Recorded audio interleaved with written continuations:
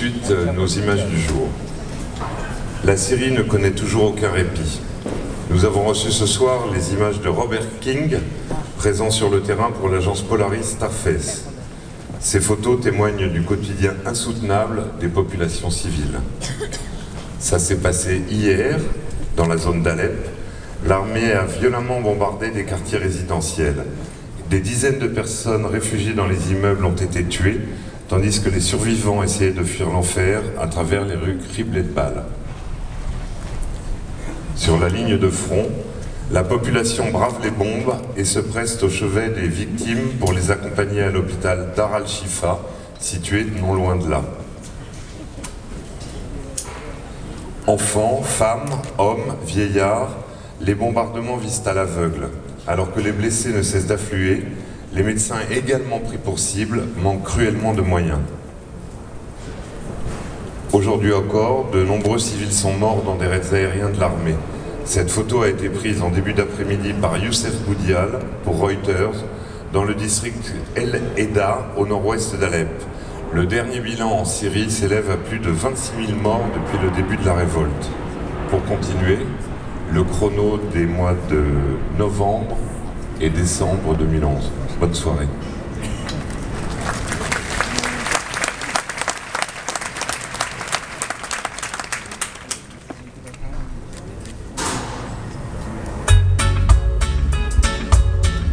À Cannes, le G20 fait son cinéma. Il faut sauver le soldat grec. C'est le programme proposé aux 25 chefs des États les plus riches de la planète. Pendant 2 jours, le sommet des grands de ce monde va tourner autour du sort d'un tout petit pays, la Grèce. Ces jours-ci, sauver la Grèce, c'est un peu comme sauver l'Europe. Un marathon de 24 heures validera donc le scénario d'une sortie de faillite. Pour protéger la troupe, 12 000 gendarmes, policiers, démineurs, commandos des mers sont dépêchés, sans compter la cavalerie de la garde républicaine. Les altermondialistes, soigneusement tenus à l'écart, n'atteindront jamais la croisette. Crise de l'euro, financement de la dette et régulation financière, aucun dossier n'aura été épargné. Mais c'est bien le plan de sauvetage de la Grèce qui sauvera les apparences.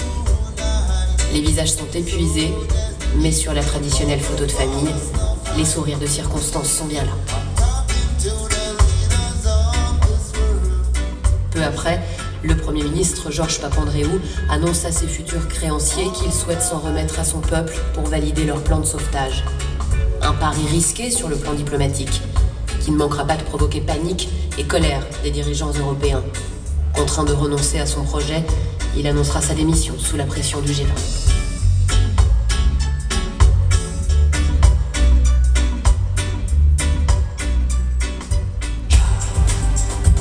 Fin de course pour le Cavaliere. 17 ans de vie politique et puis s'en va. Le chef du gouvernement italien, Silvio Berlusconi, quitte la scène. Le millionnaire, autocrate et mégalo, habitué au scandale à répétition, s'était pourtant sacrément accroché au pouvoir. Faisant fi de son impopularité croissante, Berlusconi espérait sans doute incarner encore un peu son premier rôle du mauvais goût. C'est finalement la pression des marchés qui accélérera sa chute. La crise économique n'aime pas les farceurs, et encore moins les mauvais gestionnaires. Elle lui a subtilement indiqué la sortie.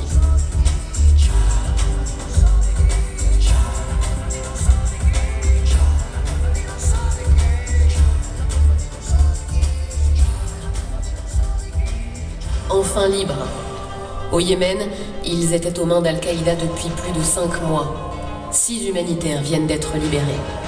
Enlevés le 28 mai 2011, ils travaillaient pour l'ONG française Triangle Génération Humanitaire sur un programme de développement agricole. Bénin soit le pape. Grandes artères nettoyées, façades repeintes, Cotonou s'est endimanché pour accueillir le souverain pontife. Ce jour-là, Benoît XVI est accueilli chaleureusement par des dizaines de milliers de Béninois, un pays de fervents catholiques sur fond de décors vaudous. Le programme de la visite papale reste conventionnel, célébration de 150 ans d'évangélisation, rencontre avec les acteurs politiques, diplomates, évêques et représentants des autres religions. Mais Benoît XVI est surtout très attendu sur la question du préservatif. Lors de sa première visite en Afrique, il avait soulevé une tempête mondiale, estimant que l'utilisation du préservatif pouvait aggraver le problème du sida. Cette fois-ci, Il en fait toujours un problème éthique, mais admettra son usage dans certains cas. Peut mieux faire. Une révolution inachevée. À quelques jours des législatives, les rues du Caire s'embrasent. Bilan, 42 morts. Il y a presque un an, Hosni Moubarak tombait. Les Égyptiens veulent à présent le départ de la junte. Une tutelle militaire de transition accusée de s'accrocher au pouvoir et dont l'image s'est considérablement assombrie en quelques mois. Conservatisme, extrême violence à l'égard des manifestants et arrestation arbitraire d'opposants.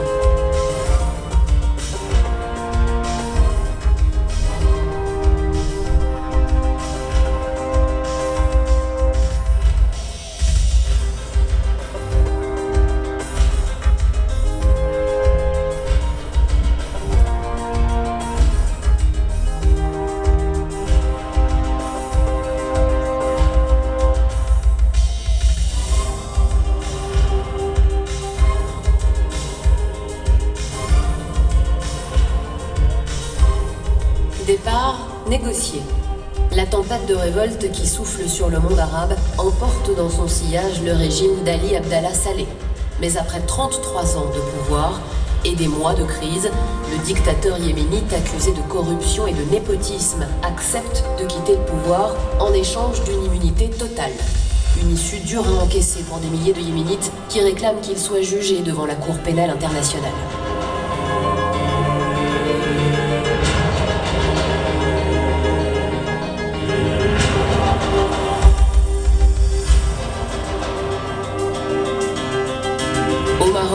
La carte des législatives avant l'heure. Dans un contexte marqué par les événements du printemps arabe, le roi Mohamed VI organise des législatives anticipées, censées accorder un système parlementaire plus représentatif. Cela ressemble à une concession accordée à la rue. Le mouvement du 20 février manifeste depuis presque un an, mais ils appelleront au boycott du vote, en le qualifiant de mascarade. Le taux de participation ne se situera d'ailleurs qu'aux alentours de 45%. Le PJD, le parti islamiste modéré, remportera la victoire, une monarchie parlementaire à l'épreuve d'un climat social tendu.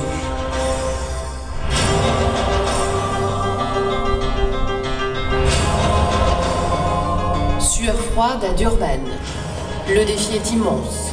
Contenir le réchauffement climatique au-dessous de 2 degrés Celsius.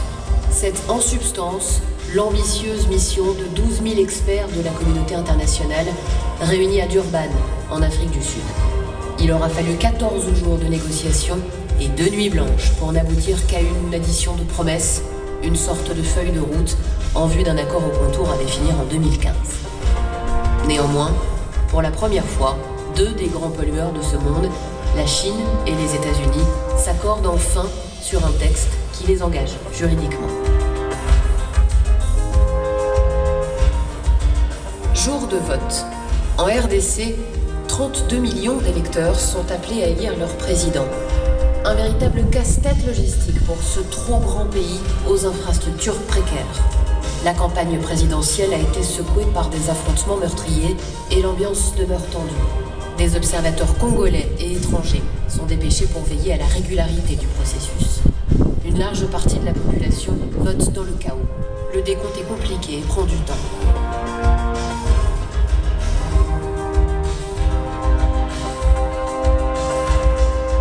Joseph Kabila sera proclamé vainqueur à sa propre succession avec 49% des voix. Pour une large partie des Congolais, le résultat reste suspect.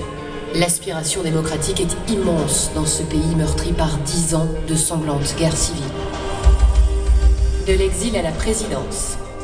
Dans les années 90, Monsef Marzouki aura connu les tentatives d'intimidation de la dictature de Ben Ali, l'assignation à résidence et la casse-prison jusqu'à l'exil en France en 2001.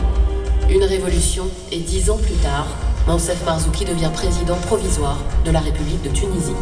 Le militant entend ne pas ménager ses efforts pour continuer la lutte pour plus de liberté. Le tribun est passionné et son caractère bien trempé en agace parfois plus d'un. Contestataire mais diplomate, il nommera chef du gouvernement le numéro 2 du parti islamiste modéré. À ceux qui s'en inquiètent, Monsef Marzouki rétorque qu'il sera le président de la démocratie. Ravage d'une tempête. Le 16 décembre à minuit, un typhon s'abat sur l'île de Mindanao, située dans l'une des régions les plus pauvres des Philippines. Aux fortes pluies s'ajoutent très vite les glissements de terrain qui emportent maisons et infrastructures. On parle de plus de 1000 morts et autant de sans-abri. La situation sanitaire et humanitaire est extrêmement préoccupante. La Banque mondiale débloquera 500 millions de dollars pour l'aide à la reconstruction.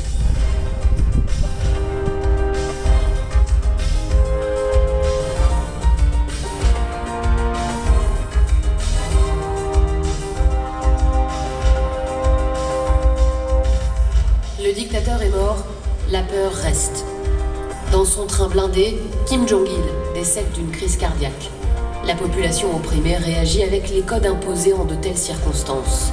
Kim Jong-il aura excellé dans l'art de maintenir, même après sa mort, une frayeur sans nom. Les images envoyées au monde entier sont soigneusement sélectionnées. L'hystérie est graduelle et théâtralisée.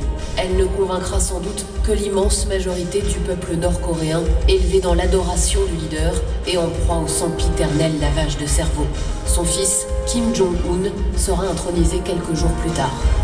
Dans les goulags du pays, 200 000 prisonniers continuent d'être torturés pour non-respect des règles. Les dissidents disparaissent rapidement.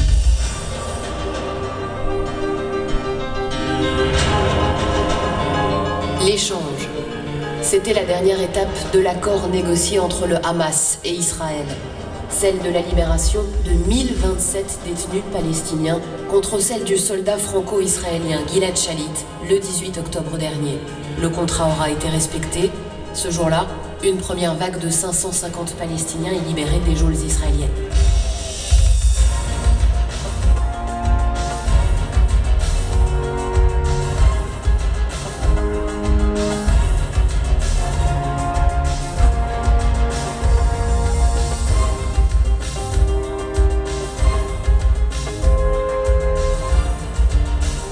Un drapeau américain est solennellement replié.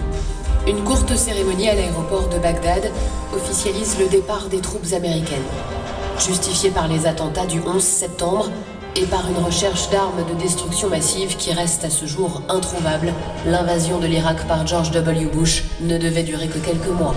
Mais après la chute de Saddam Hussein, l'instabilité du pays était croissante. Les attentats ne se comptaient plus et l'occupation américaine s'était installée. En 2011, l'équipe Obama annonce enfin le retrait des soldats. Quelques semaines plus tard, les 500 derniers GIs et une centaine de convois quittent le pays. C'est la fin d'une présence qui aura duré 9 ans. Une page se tourne.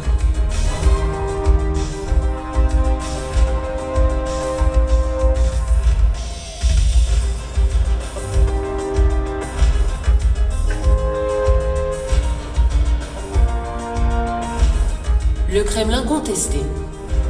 Après des législatives suspectes de fraude, une foule manifeste pour la tenue de nouvelles élections. Il n'y a pas de chiffre officiel, mais les organisateurs parlent de plus de 100 000 manifestants.